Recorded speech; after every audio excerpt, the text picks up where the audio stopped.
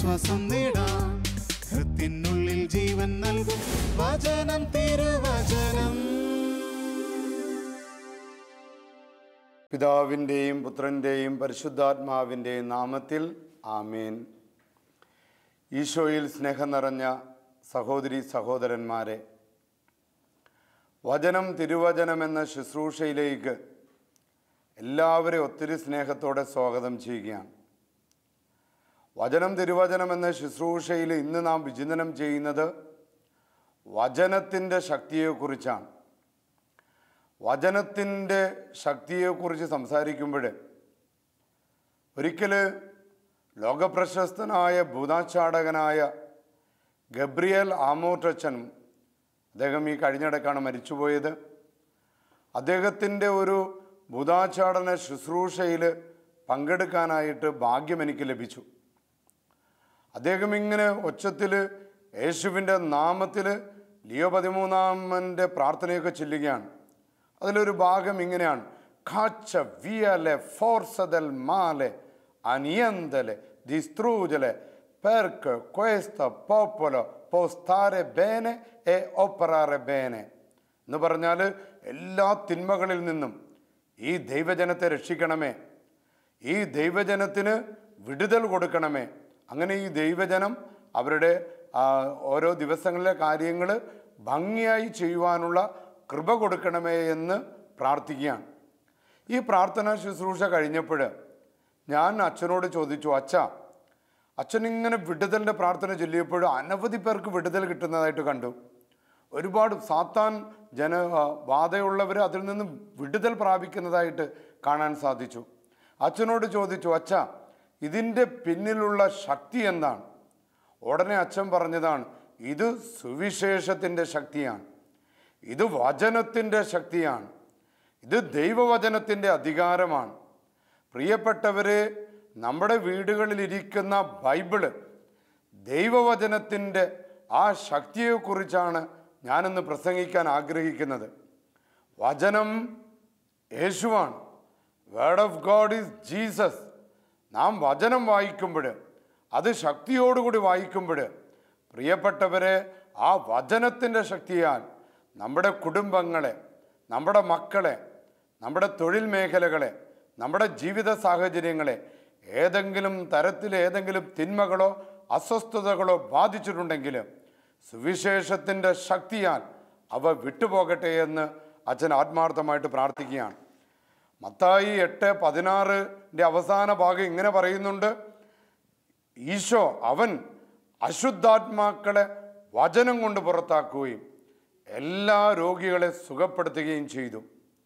അപ്പോൾ നമ്മുടെ വീടുകളിലിരിക്കുന്ന ബൈബിളിൻ്റെ ശക്തി എന്ന് പറയുന്നത് നമ്മുടെ കുടുംബങ്ങളിലെ, നമ്മുടെ ജീവിതത്തിലെ തിന്മകളെ ബഹിഷ്കരിക്കുവാനും ഛിന്ന ഭിന്നമാക്കുവാനും നശിപ്പിക്കുവാനും അതിലൂടെ നമുക്ക് വിടുതൽ കിട്ടുവാനും നമ്മുടെ രോഗങ്ങൾ, നമ്മുടെ അസ്വസ്ഥതകളെല്ലാം വിട്ടുപോകുവാനും വചനത്തിന് അതിനുള്ള ശക്തിയുണ്ട് എന്ന് ഉള്ള വചനാഭിഷേക പ്രസംഗമാണ് അച്ഛൻ ഇന്ന് ചെയ്യുന്നത്.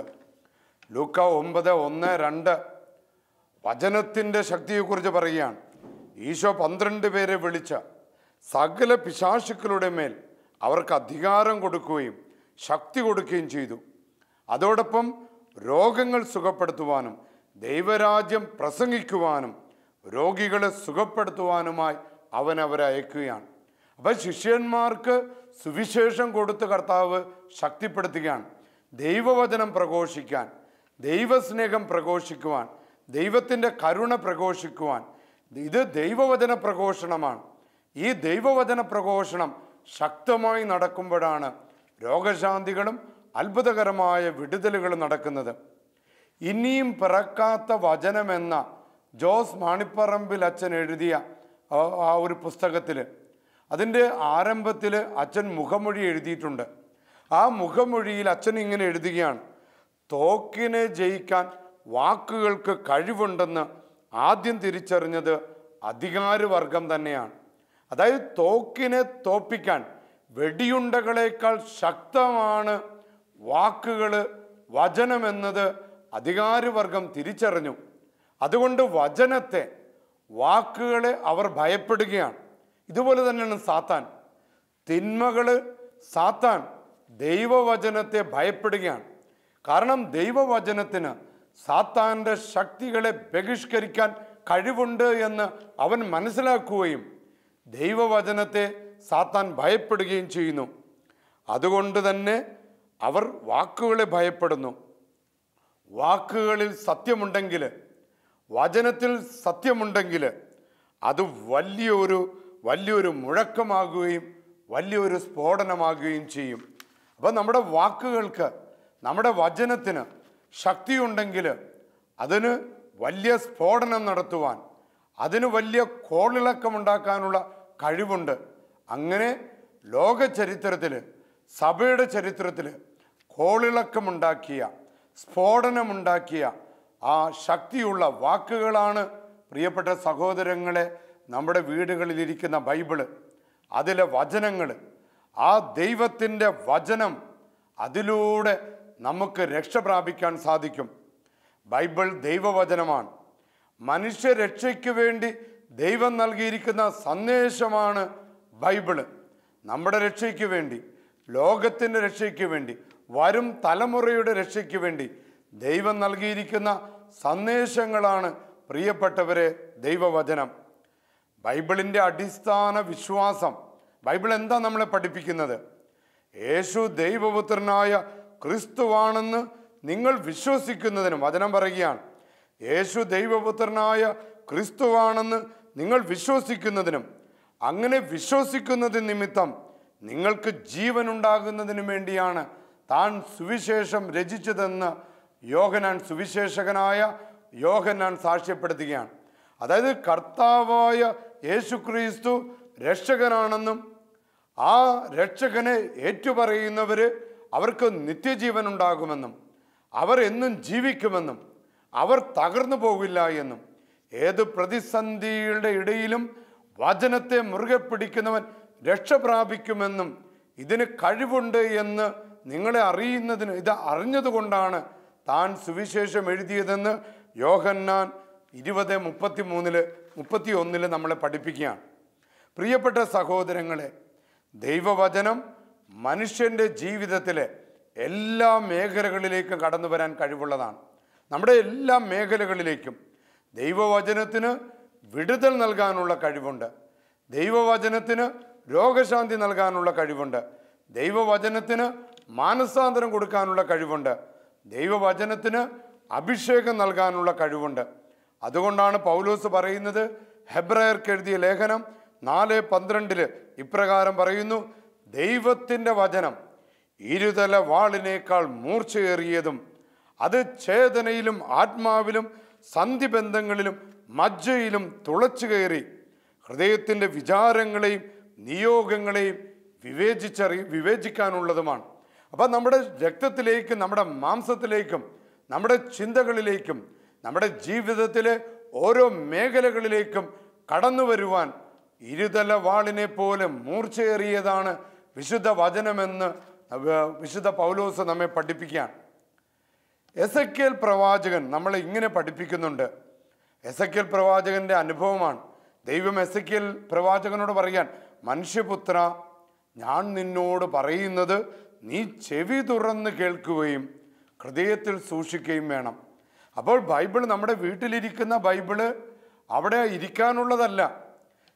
അത് ദൈവം നമുക്ക് നൽകുന്ന സന്ദേശങ്ങളാണ്. ഇത് എസെക്കിയേൽ പ്രവാചകനോട് ദൈവം പറയാണ്, മനുഷ്യപുത്ര, ഞാൻ നിന്നോട് പറയുന്ന വാക്കുകൾ, ഞാൻ നിനക്ക് നൽകുന്ന സന്ദേശങ്ങൾ നീ ചെവി തുറന്ന് കേൾക്കുകയും ഹൃദയത്തിൽ അത് സൂക്ഷിക്കുകയും വേണം.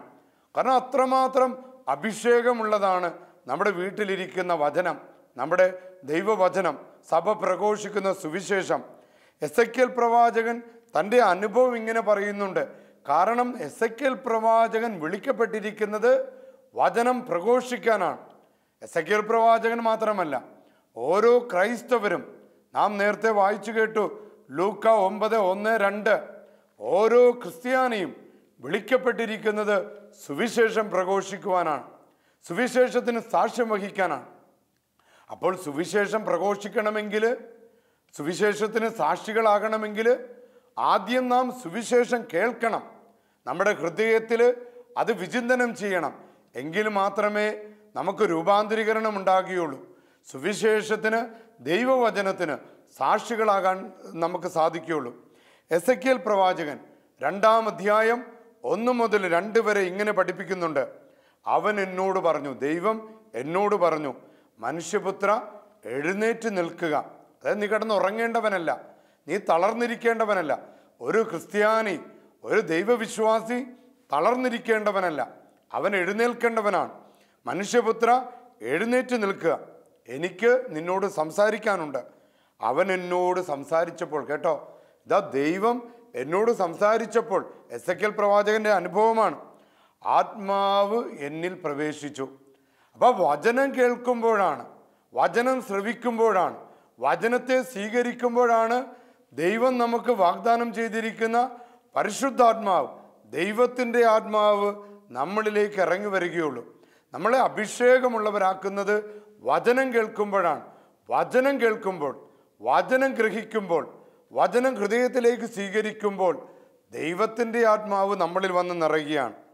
എന്നെ കാലുകളിൽ ഉറപ്പിച്ചു നിർത്തി.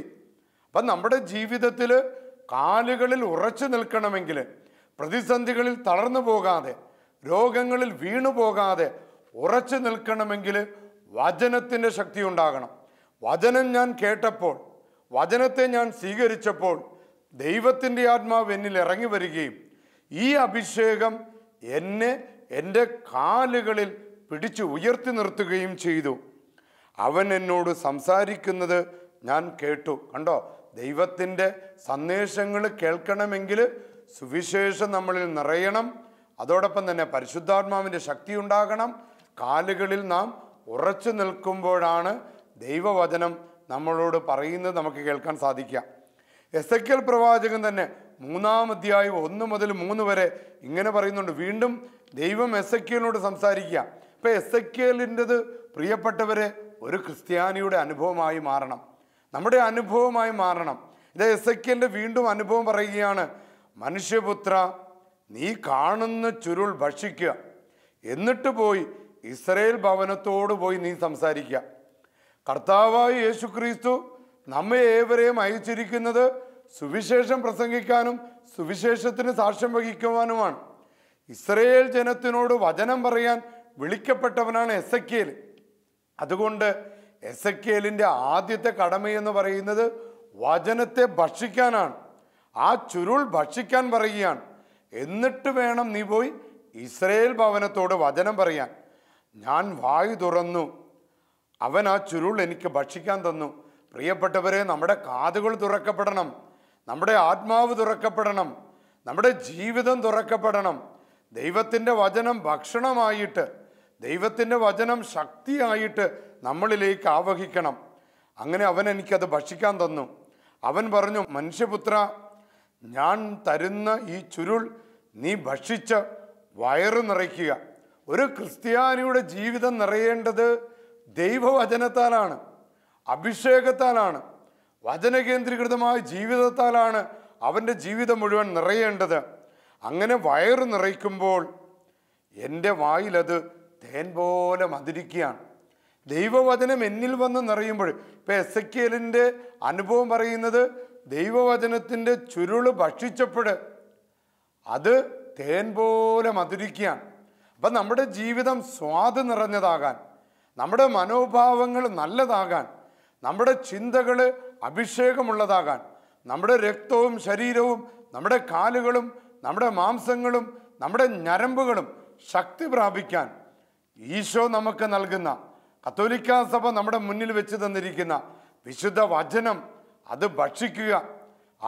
ആ ഭക്ഷണം നമ്മുടെ ശരീരത്തിന്, നമ്മുടെ ജീവിതത്തിന് സ്വാദുള്ളതാക്കി മാറ്റട്ടെ. ഫ്രാൻസിസ് പാപ്പ ഇപ്രകാരം തൻ്റെ ആദ്യത്തെ പ്രസംഗത്തിൽ തന്നെ നമ്മളെ പഠിപ്പിക്കുന്നുണ്ട്. യേശുവിൻ്റെ നാമത്തിൽ സത്യവചനം പ്രസംഗിക്കാനും എല്ലാവർക്കും നന്മ ചെയ്യാനും ജനങ്ങളുടെ ജീവിതത്തിൽ ആനന്ദമേകുവാനുമാണ് ഒരു ക്രിസ്ത്യാനി വിളിക്കപ്പെട്ടിരിക്കുന്നത്. ഫ്രാൻസിസ് പാപ്പ ആധുനിക സഭയുടെ പ്രവാചകനെന്ന് ലോകം മുഴുവൻ വാഴ്ത്തുന്ന ഫ്രാൻസിസ് പാപ്പ നമ്മെ പഠിപ്പിക്കാൻ യേശുവിൻ്റെ നാമത്തിൽ സത്യവചനം പ്രസംഗിക്കാൻ, എല്ലാവർക്കും നന്മ ചെയ്യാൻ, എല്ലാവർക്കും ദൈവത്തിൻ്റെ കാരുണ്യത്തിൻ്റെ മുഖം കാണിച്ചു കൊടുക്കുവാൻ വിളിക്കപ്പെട്ടവനാണ് ഒരു ക്രിസ്ത്യാനി.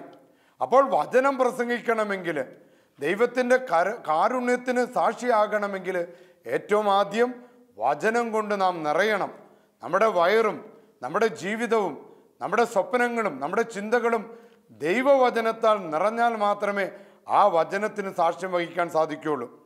മത്തായിയുടെ സുവിശേഷം 28-ാം അധ്യായം 18 മുതൽ 20 വരെ കർത്താവായ ഈശോ സ്വർഗത്തിലേക്ക് ആരോഹണം ചെയ്യപ്പെടുന്നതിന് മുൻപ് തൻ്റെ പ്രിയപ്പെട്ട ശിഷ്യന്മാരോട് ഈശോ അരുളി ചെയ്യുകയാണ്, സ്വർഗത്തിലും ഭൂമിയിലുമുള്ള എല്ലാ അധികാരവും എനിക്ക് നൽകപ്പെട്ടിരിക്കുന്നു. ആകയാൽ നിങ്ങൾ പോയി എല്ലാ ജനതകളെയും ശിഷ്യപ്പെടുത്തുവിൻ. പിതാവിൻ്റെയും പുത്രൻ്റെയും പരിശുദ്ധാത്മാവിൻ്റെ നാമത്തിൽ അവർക്ക് ജ്ഞാനസ്നാനം നൽകുവിൻ. ഞാൻ നിങ്ങളോട് കൽപ്പിച്ചവയെല്ലാം അനുസരിക്കണം. അവരെ പഠിപ്പിക്കുവിൻ. യുഗാന്ത്യം വരെ എന്നും ഞാൻ നിങ്ങളോടുകൂടെ ഉണ്ടായിരിക്കും.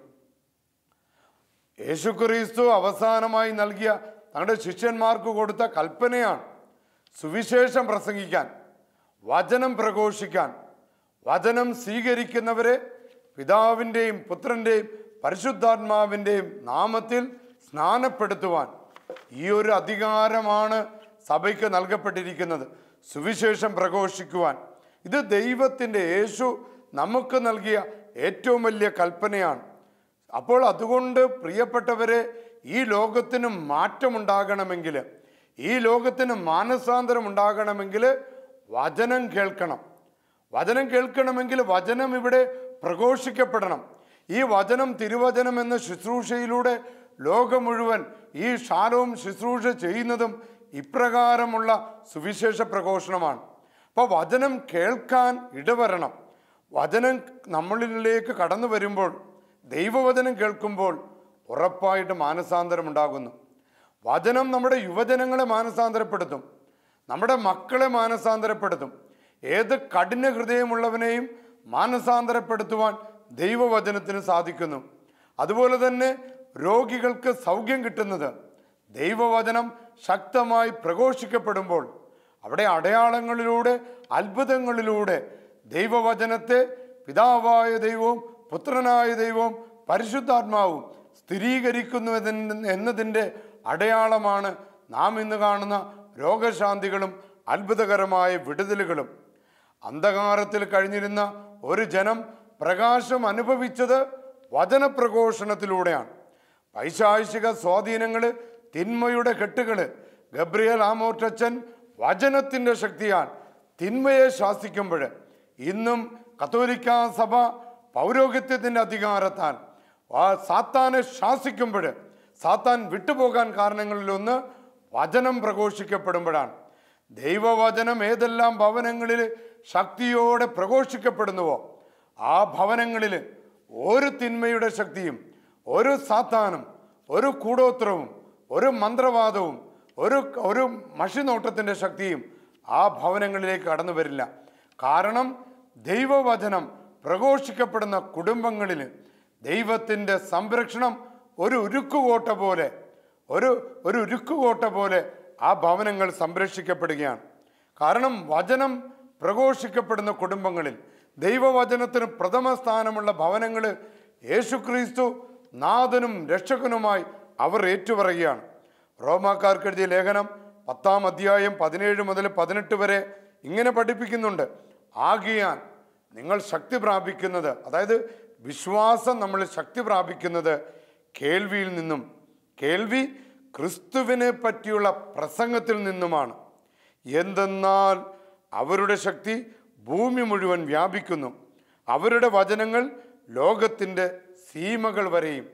അപ്പോൾ ദൈവവചനം, കത്തോലിക്ക സഭയുടെ ശക്തി എന്ന് പറയുന്നത് ദൈവവചനമാണ്. ഈ ദൈവവചനത്തിലൂടെയാണ് വിശ്വാസം ആഴപ്പെടുന്നത്. അപ്പോൾ ദൈവവചനത്തിലൂടെ വിശ്വാസം ആഴപ്പെടുന്നത് കേൾവിയിലൂടെയാണ്. വചനം പ്രസംഗിക്കപ്പെടുമ്പോൾ, അത് കേൾക്കപ്പെടുമ്പോൾ ലോകത്തിൻ്റെ അങ്ങേ അറ്റം വരെ വചനാഭിഷേകം നടക്കുകയാണ്. അതിലൂടെ മാനസാന്തരങ്ങൾ ഉണ്ടാകുകയും ലോകം മുഴുവൻ നന്മയിലേക്കും വരികയാണ്. പ്രിയപ്പെട്ടവരെ, നമ്മുടെ ഓരോരുത്തരുടെയും കടമയാണ് സുവിശേഷം പ്രഘോഷിക്കുക, സുവിശേഷം പ്രസംഗിക്കുക. യേശു മത്തായി എഴുതിയ സുവിശേഷം 9:35 ഈശോയുടെ ജീവിതം തന്നെ. അവൻ അവരുടെ സിനഗോഗുകളിൽ പഠിപ്പിച്ചും ദൈവരാജ്യത്തിൻ്റെ സുവിശേഷം പ്രസംഗിച്ചും എല്ലാ രോഗങ്ങളും വ്യാധികളും സുഖപ്പെടുത്തിയും എല്ലാ നഗരങ്ങളിലും ഗ്രാമങ്ങളിലൂടെ അവൻ ചുറ്റി സഞ്ചരിച്ചു. ക്രിസ്തുവിൻ്റെ ജീവിതം തന്നെ നമ്മെ പഠിപ്പിക്കുന്നത് യേശുക്രിസ്തു ഏറ്റവും വലിയ സുവിശേഷ പ്രഘോഷകനായിരുന്നു. യേശുക്രിസ്തു പ്രഘോഷിച്ചത് ദൈവത്തിൻ്റെ സ്നേഹമാണ്, ദൈവത്തിൻ്റെ കരുണയാണ്, ദൈവത്തിൻ്റെ എളിമയാണ്. ഇത് പ്രഘോഷിക്കപ്പെടുമ്പോൾ പ്രിയപ്പെട്ടവരെ, മാനവകുലത്തിൻ്റെ ഹൃദയത്തിലേക്ക് ദൈവ സ്നേഹമാണ് ഒഴുകുന്നത്, ദൈവത്തിൻ്റെ കരുണയാണ് ഒഴുകുന്നത്, ദൈവത്തിൻ്റെ വിടുതലാണ് ഒഴുകുന്നത്. ഇതിലൂടെ ലോകം മുഴുവൻ വലിയ രൂപാന്തരീകരണത്തിലേക്ക് കടന്നു വരികയാണ്. നമ്മുടെ പ്രസംഗങ്ങൾ തീഷ്ണതയുള്ളതാകണമെങ്കിൽ, ഒരു ക്രിസ്ത്യാനിയുടെ സാക്ഷ്യം തീഷ്ണതയുള്ളതാകണമെങ്കിൽ അത് ഹൃദയത്തിൽ നിന്ന് വരണം, നമ്മുടെ വാക്കുകളല്ല. ഹൃദയത്തിൽ, അതായത് നാം ദൈവവചനത്തിൽ വിശ്വസിക്കുകയും ദൈവവചനത്തിലൂടെ നാം ശക്തിപ്പെടുകയും ചെയ്യുമ്പോൾ നമ്മുടെ പ്രസംഗങ്ങൾ തീഷ്ണതയുള്ളതായി മാറും. ഒരു പ്രസംഗം, ഒരു വചനപ്രസംഗം തീഷ്ണതയുള്ളതാണ് എന്നതിൻ്റെ തെളിവ് അത് ഹൃദയത്തിൽ നിന്ന് വരുമ്പോഴാണ്. കാരണം സ്വയം വചനം സ്വീകരിച്ച് മാനസാന്തരപ്പെട്ട് ക്രിസ്തുവിനെ രക്ഷകനും നാഥനുമായി സത്യമായിട്ടും സ്വീകരിക്കുന്ന ഒരു വ്യക്തിക്ക് മാത്രമാണ് ഹൃദയം കൊണ്ട് വചനം പ്രസംഗിക്കാനും ഹൃദയം കൊണ്ട് സാക്ഷിയാകാനും സാധിക്കുകയുള്ളൂ. പ്രിയപ്പെട്ടവരെ, ഹൃദയം കൊണ്ട് സംസാരിക്കുമ്പോൾ അവിടെ അത്ഭുതങ്ങൾ നടക്കുന്നത്. ഇപ്പോഴെത്രയോ സാക്ഷ്യങ്ങളാണ് നാം നമ്മുടെ ധ്യാനങ്ങളിലൂടെയൊക്കെ കാണുന്നത്. ഗർഭപാത്രത്തിലെ മുഴകൾ ചുരുങ്ങിപ്പോകുന്നു. കാലിൽ 30 വർഷം പഴക്കമുണ്ടായിരുന്ന മുഴ ഒരു വചന പ്രഘോഷണത്തിൻ്റെ സമയത്ത് മാറിപ്പോകുന്നു. സാത്താൻ ബഹിഷ്കരിക്കപ്പെടുന്നു. കടബാധ്യതകൾ വിട്ടുപോകുന്നു. കുഞ്ഞുങ്ങളില്ലാത്ത ദമ്പതികൾ അനുഗ്രഹിക്കപ്പെടുന്നു. എൻ്റെ പ്രിയപ്പെട്ടവരെ, വചനത്തിൻ്റെ ശക്തിയാണ്. കാരണം വചനം യേശുവാണ്. വചനം പ്രഘോഷിക്കപ്പെടുമ്പോൾ യേശുവാണ് പ്രഘോഷിക്കപ്പെടുന്നത്, യേശുവിൻ്റെ ശക്തിയാണ് പ്രഘോഷിക്കപ്പെടുന്നത്. യേശു പറയുന്നു, എൻ്റെ പിതാവ് എന്നെ അയച്ചതുപോലെ ഞാനും നിങ്ങളെ അയക്കുന്നു. പിതാവ് ആയ ദൈവം യേശുവിനെ ലോകത്തിലേക്ക് അയച്ചത് വചനം പ്രഘോഷിക്കാനാണ്, ദൈവരാജ്യം പ്രഘോഷിക്കാനാണ്. അപ്പം അതുപോലെ യേശു പഠിപ്പിക്കുകയാണ്, ഞാനും നിങ്ങളെ അയക്കുന്നു വചനം പ്രഘോഷിക്കാൻ. എന്ന് പറഞ്ഞാൽ ഈ ലോകത്തിലെ അന്ധകാരത്തിൽ നിന്നും വിടുവിക്കാൻ, സാത്താൻ്റെ ബന്ധനങ്ങളിൽ നിന്നും വിടുവിക്കാൻ, രോഗബന്ധനങ്ങളിൽ നിന്നും ശാപബന്ധനങ്ങളിൽ നിന്നും പാപബന്ധനങ്ങളിൽ നിന്നും ലോകത്തിന് വിടുതൽ കൊടുക്കുവാൻ ദൈവം നമ്മെ തിരഞ്ഞെടുത്തിരിക്കുകയാണ്. വിശുദ്ധ പൗലോസ് പഠിപ്പിക്കുകയാണ്, ഞാൻ സുവിശേഷം പ്രസംഗിക്കുന്നെങ്കിൽ അതിലെനിക്ക് അഹംഭാവത്തിന് വകയില്ല, അതെൻ്റെ കടമയാണ്, അത് നമ്മുടെ കടമയാണ്. സുവിശേഷ പ്രഘോഷണം ഓരോ ക്രിസ്ത്യാനിയുടെ കടമയാണ്. പ്രിയപ്പെട്ട മക്കളെ, ഞാൻ സുവിശേഷം പ്രസംഗിക്കുന്നില്ലെങ്കിൽ എനിക്ക് ദുരിതം. ഞാൻ സ്വമനസ്സ ഇത് ചെയ്യുന്നെങ്കിൽ എനിക്ക് പ്രതിഫലമുണ്ടാകും. അപ്പം നാം വിളിക്കപ്പെട്ടിരിക്കുന്നത് വചന കേന്ദ്രീകൃതമായ ജീവിതത്തിലേക്കാണ്. വചനം ഉപയോഗിച്ച് പ്രസംഗിക്കാനാണ്, വചനം ഉപയോഗിച്ച് സാക്ഷ്യം നൽകാനാണ്. അപ്പോൾ ഈ ലോകത്തിന് വിടുതൽ കിട്ടും. പ്രിയപ്പെട്ട സഹോദരങ്ങളെ, നമുക്കെല്ലാവർക്കും ഒന്നു ചേർന്ന് പ്രാർത്ഥിക്കാം. വിശുദ്ധ വചനത്തിൻ്റെ ശക്തിയാൽ അത്ഭുതകരമായ വിടുതൽ നമ്മുടെ കുടുംബങ്ങൾക്ക് ഇന്ന് ലഭിക്കട്ടെ എന്ന് പ്രാർത്ഥിക്കുകയാണ്. വിശുദ്ധ സുവിശേഷത്തിൻ്റെ ശക്തിയാൽ ഈ വചനം കേൾക്കുന്ന രോഗികളുണ്ടെങ്കിൽ ഇപ്പോൾ അവർക്ക് രോഗശാന്തി ലഭിക്കട്ടെ. തളർവാദ രോഗികളെ ദൈവവചനത്തിൻ്റെ ശക്തിയാൽ ഈശോ ഇപ്പോൾ തൊട്ട് സുഖപ്പെടുത്തട്ടെ. കടബാധ്യതകളാൽ വിഷമിക്കുന്ന കുടുംബങ്ങൾക്ക് വചനത്തിൻ്റെ ശക്തിയാൽ ഇപ്പോൾ വിടുതൽ കിട്ടട്ടെ. കല്യാണ തടസ്സങ്ങൾ വിട്ടുപോകട്ടെ. കുഞ്ഞുങ്ങളില്ലാത്ത ദമ്പതികൾ ദൈവവചനത്തിൻ്റെ ശക്തിയാൽ ഇപ്പോൾ അവർക്ക് ശക്തി ലഭിക്കട്ടെ, അവർക്ക് അനുഗ്രഹം ലഭിക്കട്ടെ. പഠന വൈകല്യങ്ങൾ വിട്ടുപോകട്ടെ. ബുദ്ധിയില്ലാത്തവർക്ക് ബുദ്ധി ലഭിക്കട്ടെ. ഉറക്കത്തിൻ്റെ തടസ്സങ്ങൾ വിട്ടുപോകട്ടെ. അന്ധകാര ശക്തികൾ, കലഹത്തിൻ്റെ ദുരാത്മാക്കൾ, ദുർമരണങ്ങൾ, ആത്മഹത്യകൾ, വിഷാദങ്ങൾ, രോഗപീഠകൾ ദൈവവചനത്തിൻ്റെ ശക്തിയാൽ നമ്മുടെ കുടുംബങ്ങളിൽ നിന്നും വിട്ടുപോകട്ടെ എന്ന് അച്ഛൻ ആത്മാർത്ഥമായിട്ട് പ്രാർത്ഥിക്കുന്നു. സർവശക്തനായ ദൈവം പിതാവിൻ്റെയും പുത്രൻ്റെയും പരിശുദ്ധാത്മാവിൻ്റെ നാമത്താൽ നമ്മുടെ കുടുംബങ്ങളെ അനുഗ്രഹിക്കട്ടെ. ആമേൻ.